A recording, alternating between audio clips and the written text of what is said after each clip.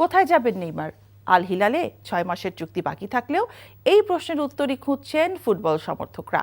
গুঞ্জন সত্যি হলে নেইমার পাড়ি জমাবেন শৈশবের ক্লাব সান্তোসেই।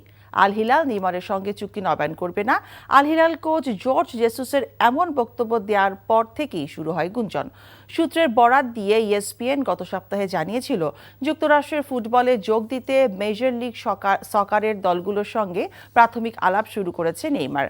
শিকাগো ফায়ারের পাশাপাশি লিওনেল মেসি, লুইস সুয়ারেজদের ইন্টার মায়ামির নামও উঠে এসেছিল সেই প্রতিবেদনে। তবে অন্য এক সূত্রে জানা যাচ্ছে, আল হিলালের সঙ্গে চুক্তি বাতিল করে নেইমার ফিরতে চান তাঁর শিকড়ে। এদিকে ব্রাজিলের সংবাদ মাধ্যম গ্লোবোও জানিয়েছে, সান্তোস ও নেইমার এই বিষয়ে চুক্তিতে পৌঁছেছে এবং ব্রাজিলিয়ান তারকা আল হিলালের সঙ্গে চুক্তি বাতিলের চেষ্টা করছেন। Put their marker down. They're going to keep working on this deal. I still put the odds at slightly less than 50%.